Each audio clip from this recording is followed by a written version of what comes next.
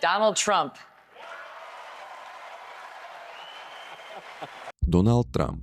Meno, ktoré prestalo byť len označením osoby a stalo sa globálnou značkou, vyvolávajúcou buď nekritický obdiv alebo hlboký odpor. Donald Trump je ukážkou toho, ako sa dá nepretržitá mediálna pozornosť systematicky premeniť na politický vplyv a ekonomický kapitál. Jeho cesta nie je príbehom klasického politika, formovaného stranickými štruktúrami, ale príbehom muža, ktorý celý život systematicky budoval obraz vlastnej dôležitosti ako nástroj vplyvu. Tento scenár analyzuje mechanizmy, prostredníctvom ktorých Trump ovládol verejný priestor. Od mrakodrapov na Manhattane až po Biely dom. Nie ako náhodný jav, ale ako dlhodobý konzistentný proces. Zatiaľ čo iní lídri sa snažia o kompromis a konsenzus, Trump podľa viacerých analytikov pochopil silu polarizácie ako efektívneho nástroja udržiavania pozornosti a moci. Jeho filozofia je postavená na konštante, ktorú si osvojil už v detstve. Svet sa delí na víťazov a porazených, pričom porážka je nepriateľná a slabosť predstavuje existenčné riziko. Pozrime sa na to, ako výchova v Queense, neúprosné prostredie realitného trhu a neskôr televízna sláva vytvorili postavu, ktorá výrazným spôsobom zasiahla do politickej mapy Spojených štátov, ako aj sveta. Donald Trump sa narodil v roku 1946 ako štvrté dieťa Freda Trumpa, developera, ktorý sa špecializoval na výstavbu cenovo dostupných bytov v okrajových častiach New Yorku. Fred Trump bol známy autoritatívnym prístupom k výchove a dôrazom na výkon, disciplínu a súťaživosť. Podľa svedectiev z rodiny aj neskorších biografov tieto hodnoty viedli k prostrediu, v ktorom bola empatia slabosťou a úspech jediným meradlom hodnoty. Malý Donald bol natoľko konfliktný a ťažko zvládnutelný, že ho otec v 13 rokoch poslal do New York Military Academy. Vojenský drill mu neubral na sebavedomí, skôr mu poskytol rámec, v ktorom sa naučil fungovať v rigidnej hierarchii. Práve tu si osvojil presvedčenie, že v systéme víťazí ten, kto dokáže najhlasnejšie a najviditeľnejšie dominovať priestoru. Po štúdiu na Wharton School nastúpil do otcovej firmy, no jeho ambície siahali ďaleko za hranice Queensu. Donald túžil po lesku, prestíži a symbolickej moci Manhattanu, kde sa pohybovala skutočná finančná a spoločenská elita. Otec mu poskytol pôžičku vo výške $1 milióna, čo predstavovalo základný kameň jeho budúceho impéria. Trump tento štart neskôr opakovane bagatelizoval, no z pohľadu ekonomickej reality išlo o kľúčový moment, ktorý mu umožnil vstúpiť do ligy, na ktorú by inak nemal kapitál ani dôveryhodnosť. The truth is I'm actually a modest person, very modest. Bez tohto vstupu by jeho ďalší rast nebol možný v takej rýchlosti ani mierke. V roku 1973 čelil svojej prvej veľkej kríze, keď ho ministerstvo spravodlivosti obvinilo z diskriminácie afroamerických nájomníkov. Práve v tomto období spoznal muža, ktorý zásadne ovplyvnil jeho životnú stratégiu. Právnika Roya Cohna. Cohn bol cynický a agresívny stratég, známy z éry McCarthyho procesov, ktorý Trumpa naučil 3 základné pravidlá pre žitia vo verejnom priestore. Nikdy neustupuj, vždy útoč a každú prehru vyhlas za víťazstvo. Trump tieto lekcie prijal za svoje a aplikoval ich v každom ďalšom konflikte, či už obchodnom, mediálnom alebo neskôr politickom. Jeho prvým majstrovským kúskom bola kúpa schátraného hotela Commodore. Využil politické kontakty a vyjednal si od mesta New York 40-ročnú daňovú úľavu v hodnote miliónov dolárov. Premenil ho na Grand Hotel Hyatt, čím demonstroval schopnosť predávať luxus v meste, ktoré v tom čase zápasilo s kriminalitou, úpadkom infraštruktúry a finančnou krízou. Tento projekt upevnil jeho reputáciu ako developera, ktorý dokáže využiť systém vo svoj prospech. V roku 1983 otvoril Trump Tower na 5. Avenue. Budova so zlatým interiérom sa stala fyzickým stelesnením jeho ega a kľúčovým nástrojom osobného marketingu. Trump pochopil, že mrakodrap nie je len nehnuteľnosť, ale trvalý billboard na vlastné meno a symbol osobnej moci. V 80. rokoch začal agresívne expandovať a kupovať všetko.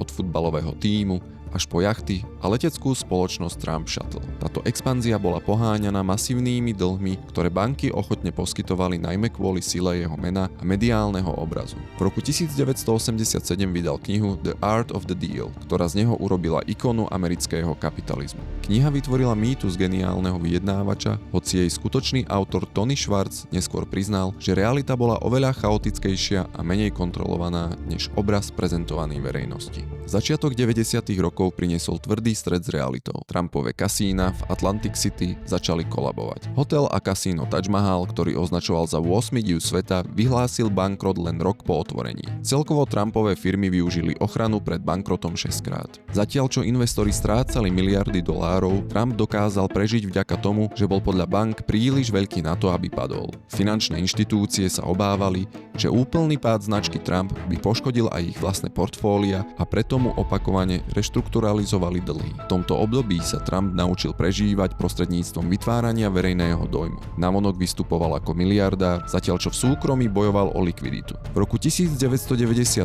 nahlásil stratu takmer 1 miliardy dolárov, čo mu umožnilo legálne neplatiť dane z príjmu takmer 2 desaťročia. Pre kritikov to bol dôkaz zlyhania, pre Trumpa dôkaz jeho vlastnej geniality. Skutočné vzkriesenie značky Trump neprišlo z realitného trhu, ale z televízie. V roku 2004 spustil reality show The Apprentice. Program vytvoril obraz Trumpa ako všemocného šéfa, ktorý v luxusnej zasadačke rozhoduje o osudoch ambicióznych kandidátov. Televízny strih vymazal jeho zlyhania a vytvoril fikciu nepretržitého úspechu, ktorej uverili milióny divákov, najmä mimo veľkých mestských centier. Show mu priniesla stovky miliónov dolárov a zároveň status celebrity, ktorý bol do veľkej miery imúnny voči faktom z účtovných kníh. Trump pochopil, že v ére mediálneho šumu je známosť dôležitejšia než dôveryhodnosť. V roku 2011 začal systematicky testovať politickú pôdu prostredníctvom hnutia, ktorým spochybňoval pôvod Baracka Obamu. Nešlo o náhodný výstrel, ale podľa mnohých analytikov o kalkulovaný test lojality publika a ochoty prijať jeho verziu reality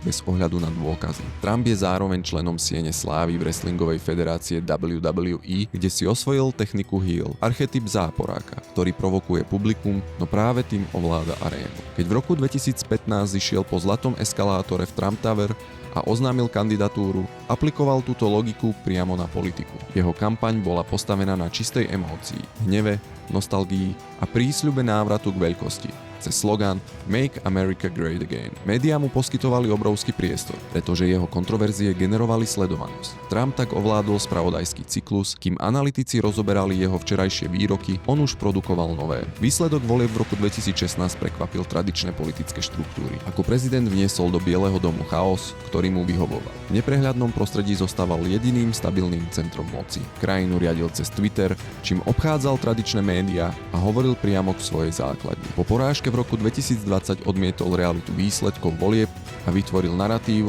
o ukradnutých voľbách, ktorý vyvrcholil útokom na Kapitol 6. januára 2021. Po sérii ústavných procesov a trestných stíhaní Trump reagoval osvedčeným prístupom Roya Cohna, protiútokom a spochybňovaním legitimity konaní. Trumpová cesta k absolútnemu vrcholu moci nie je len o politike, ale o špecifickej architektúre jeho osobnosti, kde sa bizarné rituály spájajú s bezohľadným pragmatizmom. Jeho životný štýl je symfóniou paradoxov, ktorej sa okázalý luxus mramorových sídiel stretáva s dietnou kolou a fast foodom. Tento výber stravy nie je náhodný, pramení z jeho chorobnej germofóbie, strachu z baktérií. Trump verí, že anonymne pripravený burger v McDonald's je hygienickejší než jedlo v neznámej reštaurácii. S tým súvisí aj jeho neochota podávať si ruky a bizarná teória o ľudskej energii. Trump zastáva názor, že človek sa rodí s fixným množstvom energie ako batéria a akýkoľvek šport okrem golfu túto energiu len zbytočne vyčerpáva. Aby si zachoval absolútnu kontrolu nad svojou arénou, je celoživotným abstinentom. Alkohol vníma ako stratu kontroly,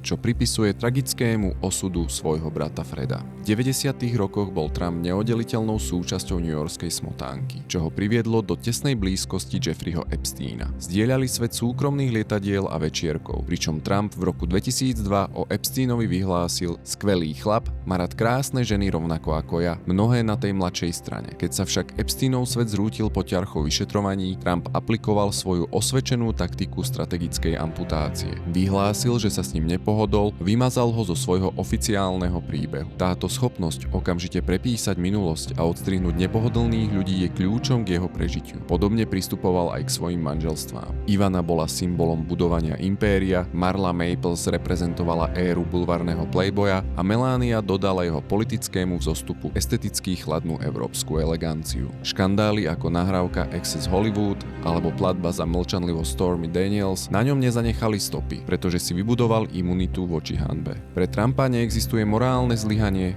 existuje len mediálna vojna, ktorú treba vyhrať. Trump odmietal tradičné procesy, na stole mal nainštalované červené tlačidlo, ktorým si privolával stewarda s dietnou kolou a dôležité štátne dokumenty trhal na kúsky, ktoré museli zamestnanci dodatočne lepiť dokopy. Spravodajské briefingy museli byť skrátené na odseky a doplnené o grafy a jeho meno, aby udržali jeho pozornosť. Vrcholom jeho schopnosti premeniť krízu na vizuálny triumf bol však júl 2024 v pensylvánskom Butleri. Atentát, ktorý ho takmer stál život, dokázal v priebehu sekúnd pretransformovať na historický obraz. S krvou na tvári a vstyčenou pesťou kričiac fight vytvoril symbol, ktorý v očiach jeho priaznivcov definitívne zatienil všetky súdne procesy. Z obžalovaného v desiatkách kauz sa stal v momente nezničiteľný mučeník, čím opäť potvrdil lekciu svojho mentora Roya Cohna. Realita nie je to, čo sa stalo, ale to, čo dokážete vnútiť davu ako pravdu. Dnes Donald Trump stojí na hranici medzi politickou mocou a právnou zodpovednosťou. Jeho príbeh ukazuje, že v modernej dobe môže sila značky,